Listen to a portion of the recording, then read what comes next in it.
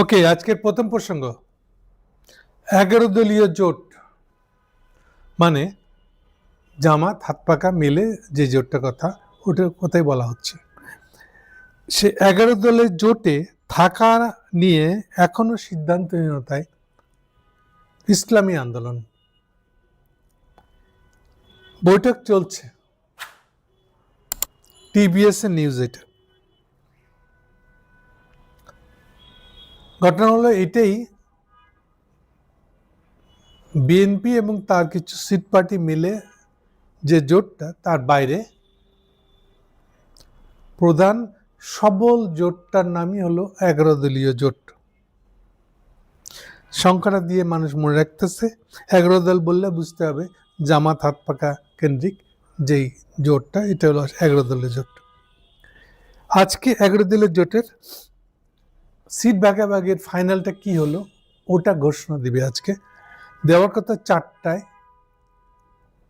Engineering ইনস্টিটিউটের আশেপাশে কোথাও, সম্ভবত আমার যতটুকু মনে পড়ছে, কিন্তু এখনো সেটা হয় নাই। এখনো ফাইনাল একেবারে সেটা এখনো আমার কানে আসে নাই। যদিও মনে করা হচ্ছে যে এটা বিরোধ আছে, কিন্তু শেষ পর্যন্ত এটা একটা আপোষ রফা দিয়ে শেষ হবে। এটা ফেয়ার রফা করে শেষ করবে তারা নিজেদের পারস্পরিক আসন বিরোধ। কিন্তু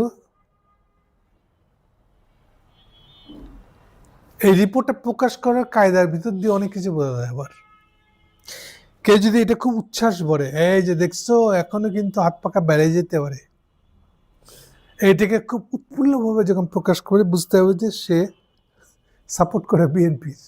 সে চাচ্ছে, শুধু সাপোর্ট না, সে চাচ্ছে যে বিএনপি জিতুক, বিএনপি জিতে তার লাভ আছে। এই জন্য সে এই 11 দলীয় খবরটাকে এভাবে উচ্ছ্বাসের সাথে প্রকাশ করছে।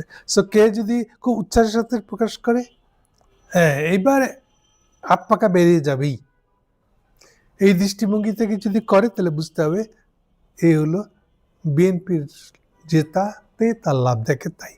ওকে, অ্যাকচুয়াল বিরোধটা কি বলে প্রকাশ করেছে টিবিএস বলতেছে ইসলামী আন্দোলন প্রত্যাশা এক্সপেক্টেড যে তারা 7টা আসন পাবে।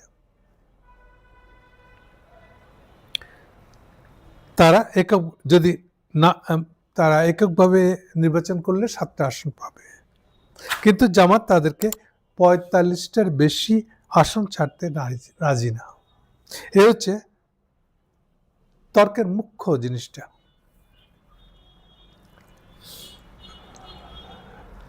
এখন এটা কি এখানে আটকে যাবে?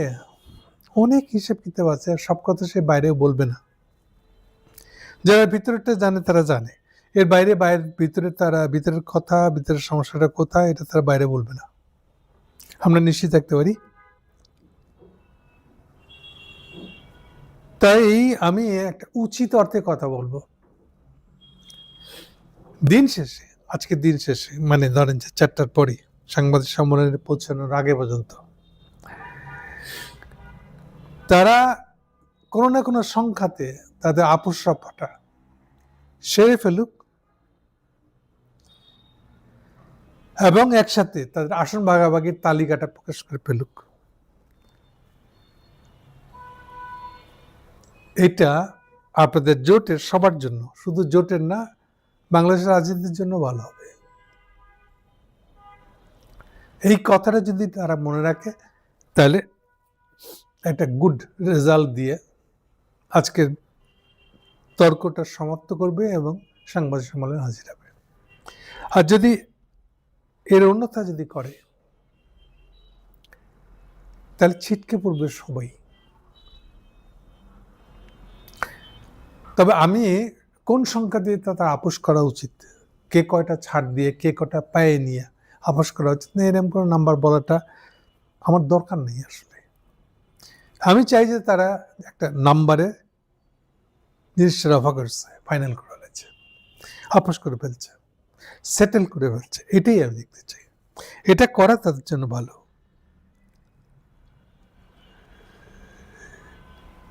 হাত পাখাওয়ালাদের এক নেতাকে প্রশ্ন করা হয়েছিল ইসলামী আন্দোলন এই জোটে থাকবে কিনা, কিন্তু এই সংক্রান্ত কোনো প্রশ্নের উত্তর তিনি দেন নাই। তার মানে হলো এটা দেওয়াটা আকবারায় বলা হয়ে যাবে সভাপতি, এই জন্য তারা বলে নাই। এটা দিয়ে তাই বোঝা যাচ্ছে। মামুনুল হক তাদেরও এরকম আশা এবং প্রাপ্তি নিয়ে বিতর্ক আছে, ক্ষোভ আছে, বিতর্ক আছে।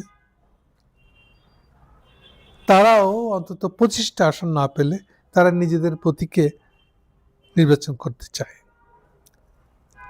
এখন সার কথা হলো তারা যদি এক বাক্স নীতি, মানে আমরা সবাই এক বাক্সে ভোট দেব, এক প্রতীকে ভোট দেবো, এরকমটা আর কি, মানে কোনো কনস্টিটিউয়েন্সিতে একের অধিক প্রার্থী তাদের জোটের পক্ষ থেকে থাকবে না, এটি তাদের ফাইনাল এক্সপেকটেশন। এখন এখানে তারা পৌঁছাক পজিটিভলি, এটি সবাই কাম্য। আমি খালি এতটুকুই বলবো যে তারা একটা আপোষ দিলে সম্মত করুক তাদের জোটের কথাবার্তা। এনসিপি বোধহয় 30টা সিট পাইতেছে যতটুকু আমার জানা, এর ভিতর দিয়ে তারা একসাথে একজোটে থাকুক, এটি কামনা। দেখা যাক কি হয়। আর কিছুক্ষণ পরে তাদের সাংবাদিক সম্মেলনে তারা এই প্রসঙ্গে কথা বলবে।